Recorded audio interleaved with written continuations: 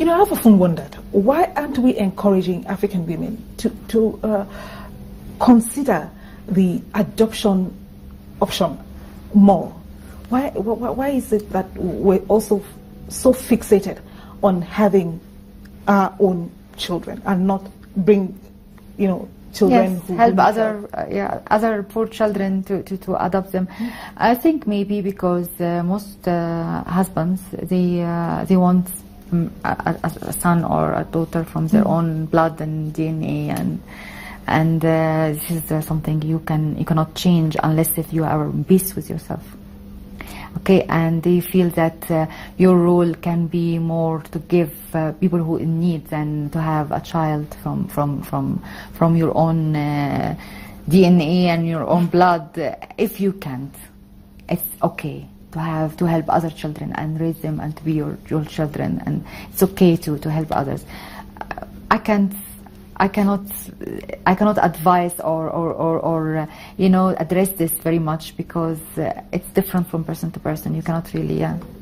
You're an African woman, and access to education for the girl child in Africa is still a problem. What can we do to get more girls educated and to embrace science, technology, engineering, and maths? I know that's also a cause that's close to your heart. Yes, it's very much so, because I'm also a pharmacist, so I know how this is difficult, because we are fixated, or our families, to art and things, which is okay. But if you are really having a talent or an inclination to science and technology and engineering and mathematics, the family should not discourage you and encourage the sons and the brothers to do it only. So how we do that is by inspiring them. We use a lot of programs to bring the researchers and scientists, women who are successful, to talk to the younger girls and encourage them, tell them what is the challenges they face and how they resolve it. We also discuss with them in many platforms what they need to change that. How can we encourage them? What is the challenges they face? And it's of course different from standard to the other.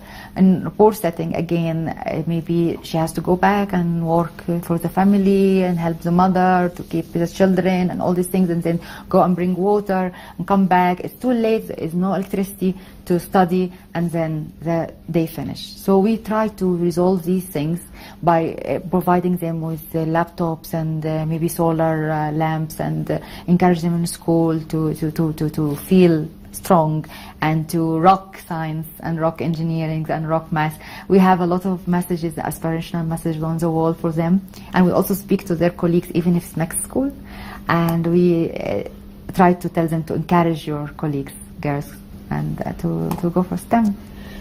Social investments are more than simple acts of kindness or political benefaction. They are good for business. They're good for business. My question is, if companies know that these are good for business, why aren't more companies doing it? It's very difficult. It is very difficult to find the right program, the flawless implementation, and with a cost-effective way and sustainability. Most companies do donation programs, so they donate some money, and this is not the way to do it. Of course, when you don't have an eye and a supervision on how the program implementation, the money disappears everywhere. So they end up to the main cause or the beneficiary very little percentage of what you already give. So that's why companies don't do it anymore, or do it and you never hear about it, because the money goes and the donation goes without. But if you have the expert, and it needs different set of skills, you need to have. So what are the key elements of corporate social responsibility that ensure profitability and tangible impact?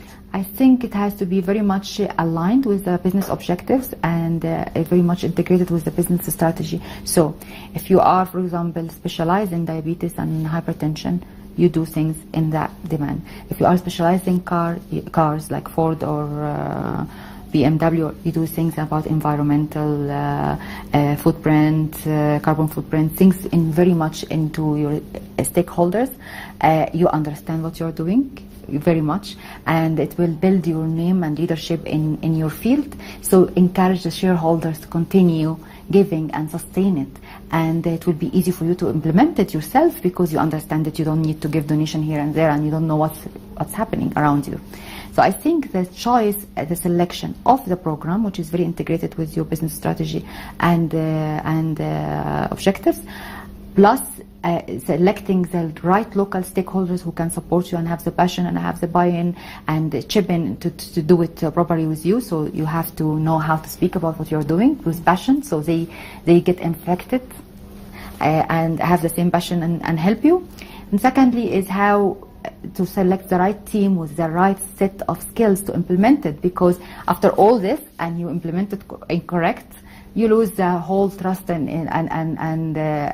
credibility, and no one wants to associate with you, and you lose the main reason why you're doing this is to help people, and also in the same time to build the image and the reputation of the company and the people you're working for, so to be a good citizen.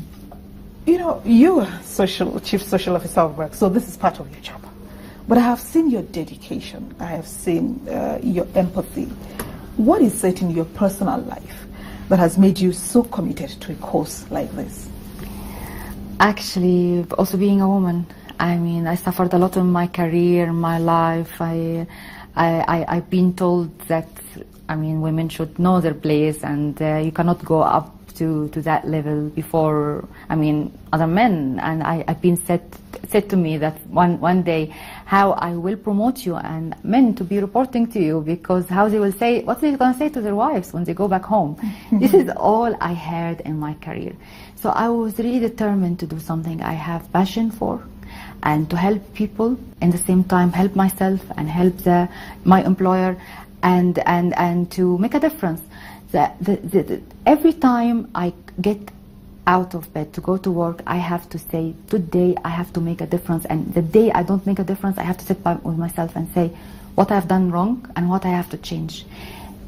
It makes me look at every single detail, every single thing, without even thinking. It just became an automatic pilot in my head that this is happening, and when I see I made a difference, the tears come to my eyes, because all my life I thought I will end up as an unrecognized woman with never reach my potential. And when I make a difference, I feel this is what I born for. I am lucky. I achieved. This is a success. The success is not to compete with someone else and to be better than someone else. Success is to reach your potential and the purpose you're born in your life, to achieve what you should do and what you could do. And this is what I feel every day. Rasha Kele, we thank you for your time. Thank you very much. Thank you. And we thank you for watching. Please join us next time when the program returns. But between now and then, let's continue the conversation online at channelstv.com, and do tweet me your thoughts at MoreDailySY. I'd like to know what you think of my conversation with Rasha Kele, Vice President, Merck Healthcare.